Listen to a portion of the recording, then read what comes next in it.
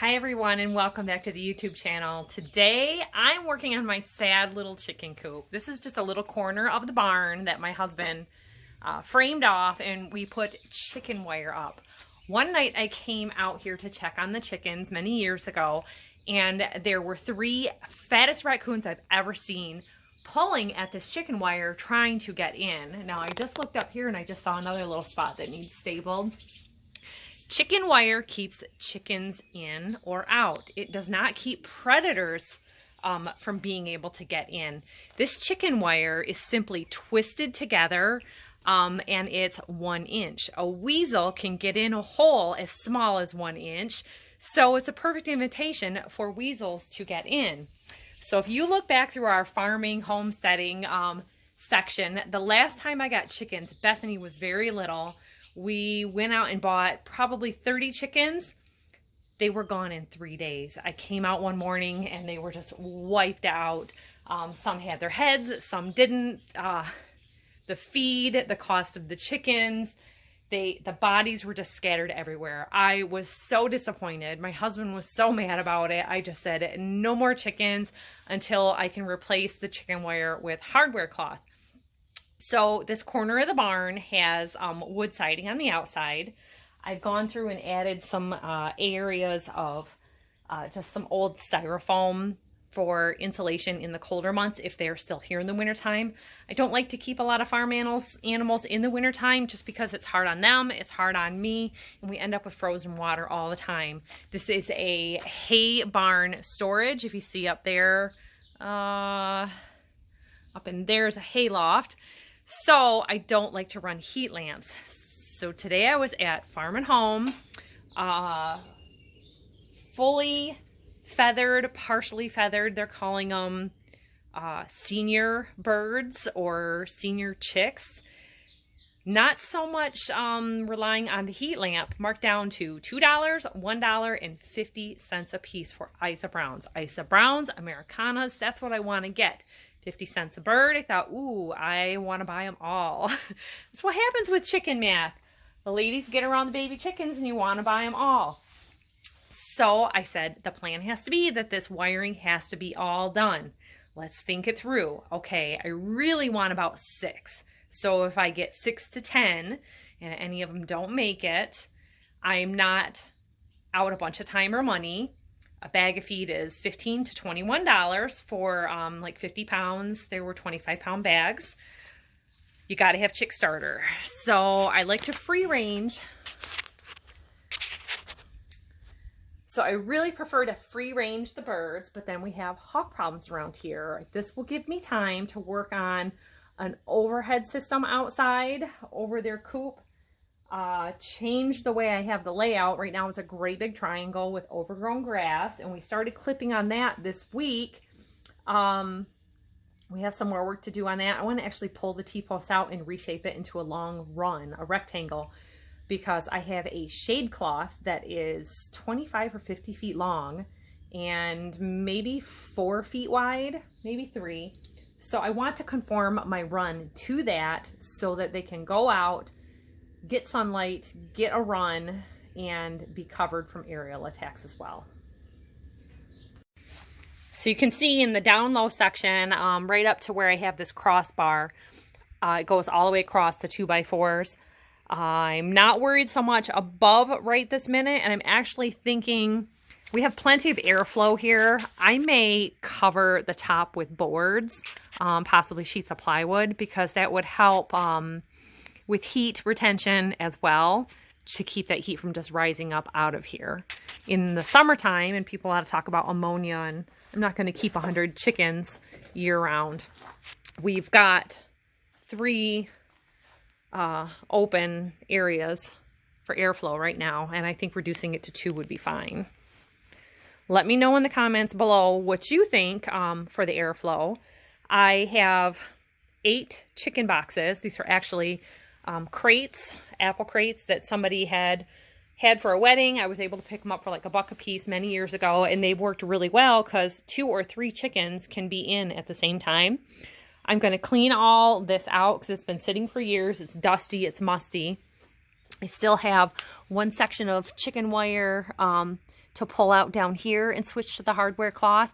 I did have some hardware cloth and it didn't reach to the very bottom sill. I just had it ending at the top, and that's where I found the majority of my bodies before, and the siding is gone pretty bad on that section. So I think I'm going to get a piece of steel siding to patch up the outside. Now I know some people would say start from scratch, tear it down, start over. Go buy a chicken coop. I've looked at chicken coops in the past and I don't even know what they're running these days, but I made a video years ago and people said that that same coop was so much more money, and they're very poorly built. It's like 1/4 inch wood. It is less than pallet wood. So you'd be better off getting some pallets and tearing them apart and doing that on your own. Let me show you what the power of inflation and buying things before you need can do for you. So we've got 4 unused rolls here and a partial of, it says 20 rod roll, 47 high, 330 feet long. Now my husband thought that we paid maybe $150 a roll for this back when he built the cattle fence. It's been a few years. We want to add more pasture. We've gone back and forth about it, but we wanted to have the materials on hand. So we bought posts, we bought this. This is now $500 a roll, $4.99 per roll.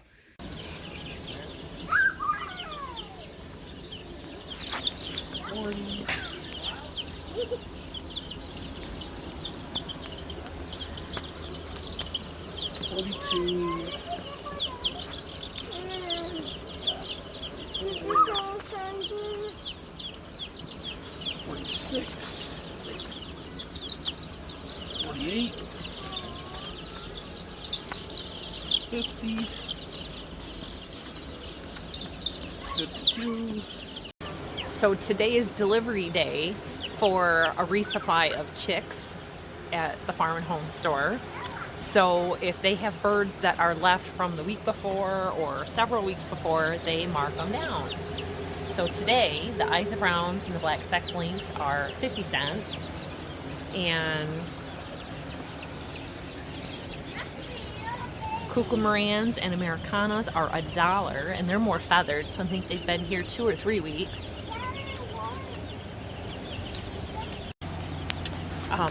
And I wanted to say, keep in mind too, unless it's marked, they're also pullets, which is all female for laying eggs. No roosters. Straight run is the males and the females mixed together. Now this tank is Buff Orpingtons and Barred Rocks for $2. More fancy breeds. And Rhode Island Reds and Golden Lace Wyandottes, 2 of which I like a lot, are 50 cents. These are also still quite small, even though they're calling them senior birds. They just want the tank empty. So I came up with 74. And here's Silver Lace Wyandottes and Amber Links for $2.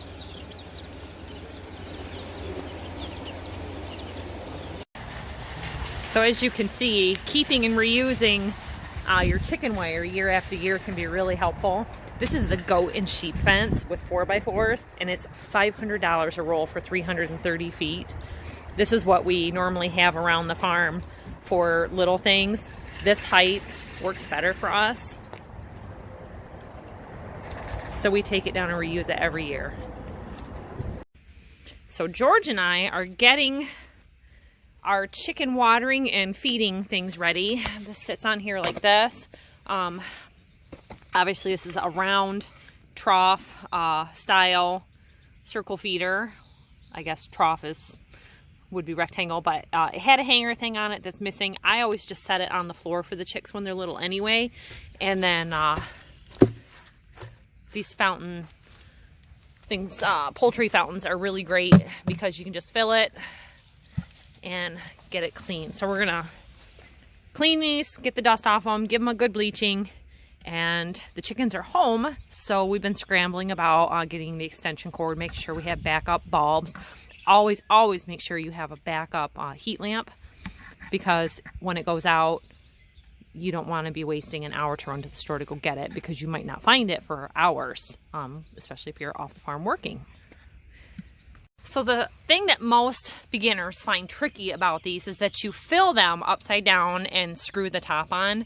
If you turn this over with this little spout where the water comes out, facing down, you're going to lose all your water. So make sure that that part is facing up and flip it quickly. You want to make sure that all your little grooves are lined up. And this has to sit level in the chicken coop, otherwise it continues to drip water. Now, I used to use galvanized ones, and I was finding a lot of trouble with them rusting and leaking water all over the coop. So I switched to plastic. This thing is probably 10 years old, and it has lasted all this time through many chickens and ducks. Okay, so husband's been in here. He found a fault spot for me here because this board doesn't go all the way over. So we continued all the way to the top up here to make sure that was nice and buttoned up. I went around the outside edge because the one day I said I'd found raccoons up there, stapled that all up. So these guys are ready to come out of their box now. We've got their chick starter. I'll start blending them in some homemade feed over time because we prefer them to be soy free. And I made sure that this was charged. It's a solar red light that blinks. So predators, the idea is they come in here and they think it's a bigger predator watching them, like with a blinking eye. And I wouldn't say I swear by them or that they're foolproof, but I'm going to take every little measure I can. And I picked those up many years ago. I've got one down here. I've got another one here. I'll move this one to over in this area. And then I have them on the outside fence, a few here and there. I think at the time they were $10 or $15. So, keep reminding the kids. I had a little helper for a while. Move those guys out of the way and start our unboxing. Now you might wonder why it looks pink. I use a red light, and a red light helps hide if they have any injuries so they're not pecking at each other. If they see blood, they are relentless, and that's where the term pecking order came along. They will peck their flock mates to death. So some people prefer a clear light. It helps you see, but it also helps them see all those little problems. So like I said, we ended up with 74. And I went with one breed that is standard high egg production. And I've never owned this breed before. A lot of times when I go into the store or order them from a hatchery, you get a mixed bunch in one bin, and the store clerks are clerks. They aren't always farmers. And they've been mixed to the point that if there's two yellow birds, they don't know the difference from one to the other. And then you get home and you've forgotten what you've chose. And in this case, I'm going to start them. We don't need 74 birds. 74 birds in the freezer long term is good. But what I do is I raise them up a little bit, and then I sell some off, and that pays for my chickens and my feed. The benefit of buying these birds on a discount are that the store has already fed them for a week or 2 or 3, and the shipping deaths have already occurred because they get them 1 day old from Town Line Hatchery in Zeeland, Michigan. So they have a short trucking drive for us, but they are getting shipped out literally as day-old chicks. I've ordered them directly from the hatchery. We'll double check the prices before the end of the video. You have a shipping fee. The post office calls you at dawn and tells you to come and pick up your birds because they don't really want to put them on the delivery truck to your house. And our phones are on silent. during the night. There we go. So by the time I get up, they might have called 4 or 5 times saying, come and get your birds. Okay. Hi, guys. Now, they've been in this box for a little while, but they're plenty warm. They've got plenty of body heat. I like to wait till this time of year, May to June, for getting my chicks. Because we have such swings in temperatures, it looks like the freezing nights are over, but they will still need a heat lamp for a while. And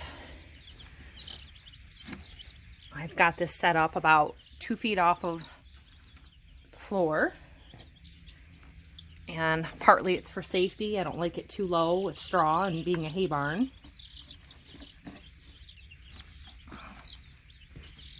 Oh, there you go. And like I said, these are all pullets. Once in a while, if somebody didn't do a good sexing, you might get fooled and there might be a rooster or two, and that's okay. It's okay where we're at. We're on 120 acres here, and we are zoned agriculture, so we do not have to worry about a limit of animals. If you are in the city, check your local ordinances. A lot of times they will allow you up to 6 hens,